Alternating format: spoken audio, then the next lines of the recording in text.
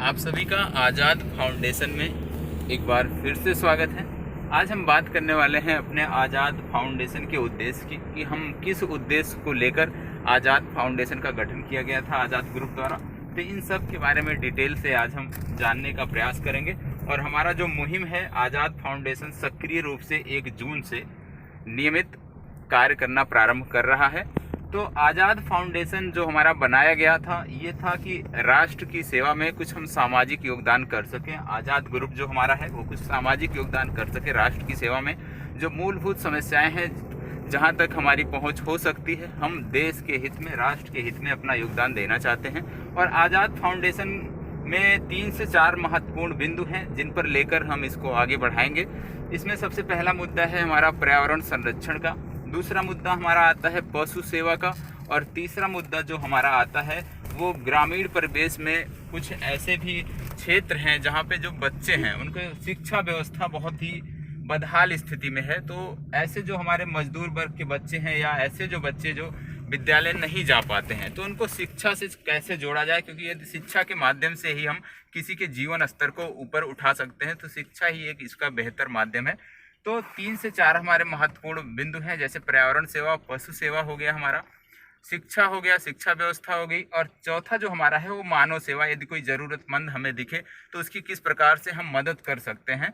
इन सब चीज़ों को लेकर डिटेल में अब 1 जून से हमारा कार्यक्रम प्रारंभ हो रहा है और नियमित ये हमारा कार्यक्रम अब चलता रहेगा। तो इसी के क्रम में आज हम लोग आए हुए थे दिल्ली। तो हम बोंटा पार्क है दिल्ली में, दिल्ली विश्वविद्यालय के पास में पड़ता है, यहीं से आज हमने अपनी मुहिम की एक प्रकार से कहिए कि मुहिम की शुरुआत की है।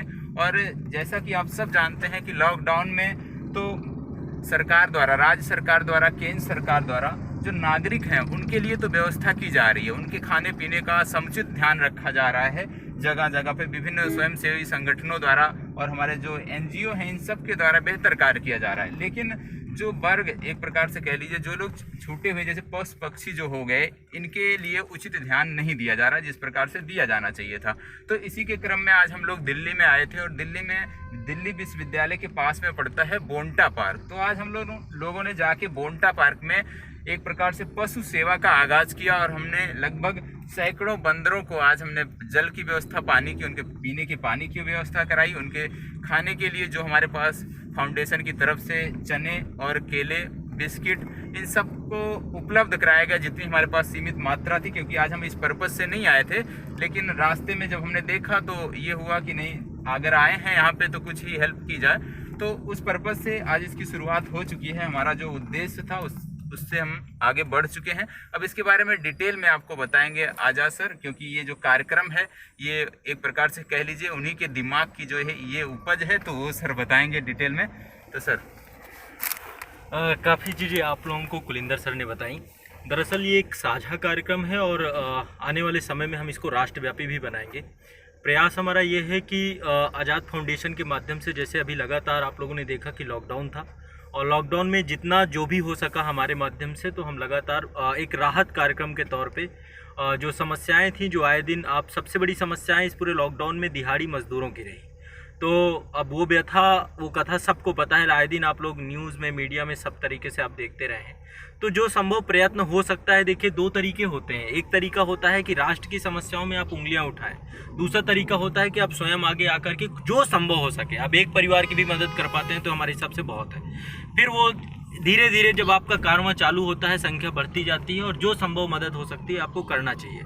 तो उसी उद्देश्य से ये आज़ाद फाउंडेशन की नींव रखी गई कि आने वाले समय में हम राहत कार्यक्रम, जो प्राकृतिक आपदाएं किसी विभिन्न क्षेत्रों में आती हैं, उन प्राकृतिक आपदाओं में हम एक सक्रिय भूमिका के तौर पे रहें, उन क्षेत्रों में एक राहत कार्यक्रम चला सकें। और जैसा कि आपको कुलिंदर सर ने बताया कि इसके अतिरिक्त भी, जैसे कि एक पशु सेवा, ये एक बहुत ही महत्वपूर्ण है और मानवता में एक ये भी मानव का धर्म है कि उसके साथ उसके समाज और सोसाइटी, उसके जीवनचर्या में, उसके इकोसिस्टम, पर्यावरण में सहयोग करने वाले जितने भी जो पशु पक्षी हैं, जो पालतू हैं, या उनके लिए भी कार्य किए जाए।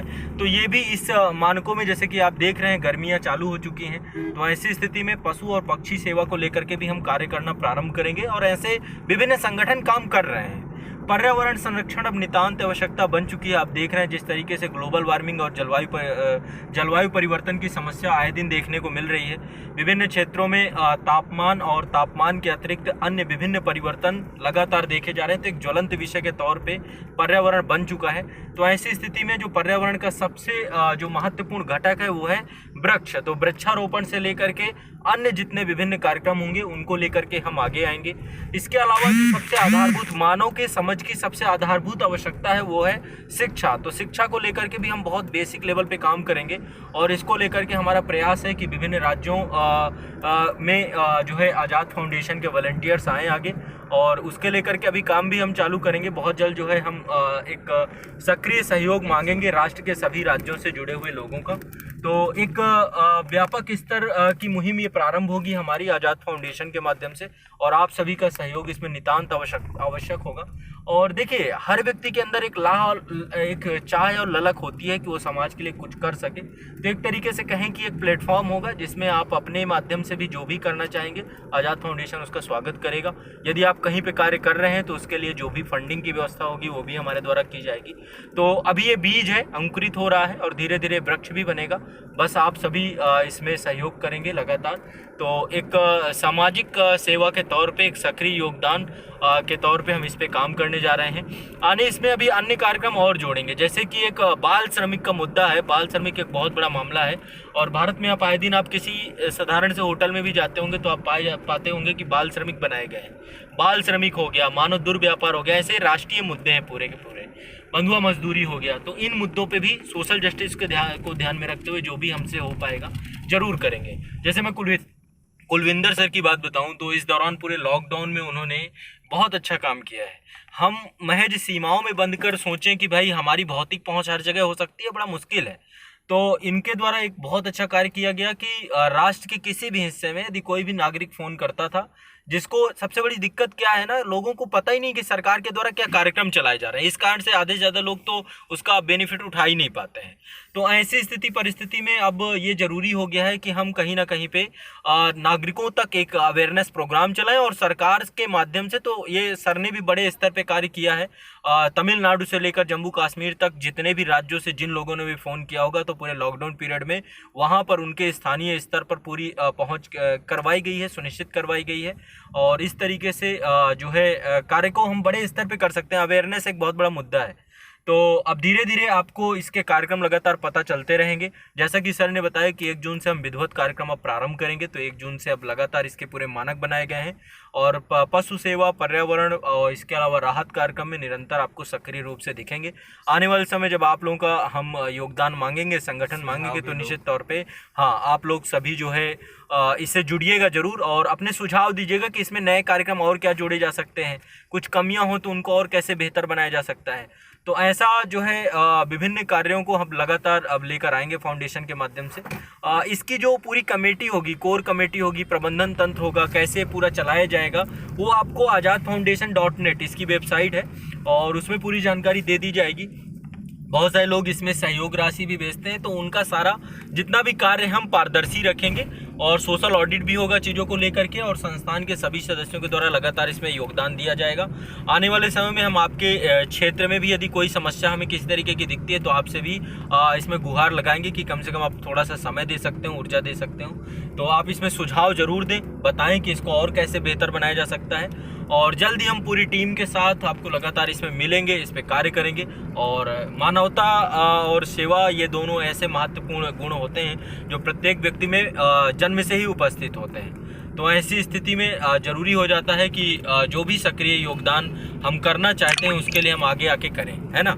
चलिए फिर इसके बारे में निरंतर जानकारी आपको मिलती रहेगी। हमारे कार्यक्रमों को आपको आज़ाद फाउंडेशन का खुद का यूट्यूब चैनल है, फेसबुक इसका आज़ाद फाउंडेशन का आपका फेसबुक पेज है, आज़ाद फाउंडेशन की वेबसाइट है www.azadfoundation.net, और इसकी ईमेल आईडी भी है। जो भी आप सुझाव दें या कोई जानकारी हो तो इसकी एक ईमेल आईडी है azadfoundation21513@gmail.com।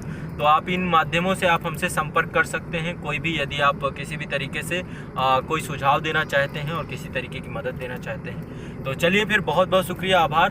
जल्द ही आपको आज़ाद फाउंडेशन की एक बहुत बड़ी सक्रिय भूमिका में हम लोग देखने वाले हैं, और जो भी संभव हो सकेगा। देखिए, जब एक कहानी आती है, एक पौराणिक कथा है आपकी रामायण में, और रामायण में जब राम सेतु बन रहा था तो राम सेतु में एक गिलहरी भी थी, है ना। बड़ी संख्या में जो है बंदरों के द्वारा जो है पुल निर्माण जरूर किया जा रहा था।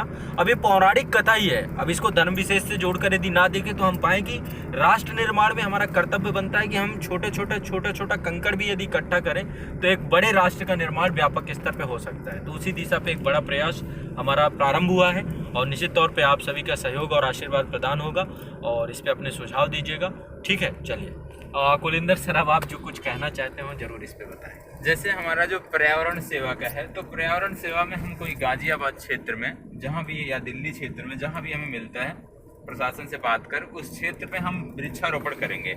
एक बार में मैक्सिमम 50 पेड़ हम लगाएंगे, लेकिन उन पेड़ों का कम से कम 6 महीने तक हम केयर करेंगे कि वो खुद से ही, उनको फिर किसी प्रकार से उनको क्षति ना पहुंचाई जा सके। जैसा कि होता है कि वृक्षारोपण होता है, लोग करके भूल जाते हैं, तो उसमें से 10% ही पेड़ जो है आगे बढ़ पाते हैं। तो हमारा लक्ष्य है कि हम जो लगाएं उसमें से 99% कम से कम 6 महीने में दिखे, तो ये बेहतर वर्क होगा, और धीरे धीरे उनकी संख्या भी बढ़ाई जाएगी। लेकिन प्रारंभिक स्तर पर जहाँ भी हम वृक्षारोपण कार्यक्रम शुरू करेंगे 10 जून को, वहाँ कम से कम हम 50 वृक्ष लगाएंगे, और उसको 6 महीने तक नितांत उनकी हम देखभाल करेंगे, साप्ताहिक या डेली बेसिस पे जैसा भी होगा, क्योंकि इस समय गर्मियों का मौसम चल रहा है, और यदि 1 से 2 दिन पानी ना डाला जाए वृक्ष में, नए वृक्ष में, तो निश्चित रूप से सूख जाता है। तो इन सब चीज़ों को ध्यान में रखते हुए आगे हमें बढ़ना है। लेकिन उससे ज़्यादा जरूरी है कि यदि आपका कुछ सुझाव है, किन्हीं मुद्दों पर आप चाहते हैं कि उसको भी हम फाउंडेशन में जोड़ें, उन तक किसी भी प्रकार से मदद है, ऐसा कोई वर्ग है आपकी नज़रों में जिसको मदद की आवश्यकता है, तो आप हमें बताएं। निश्चित रूप से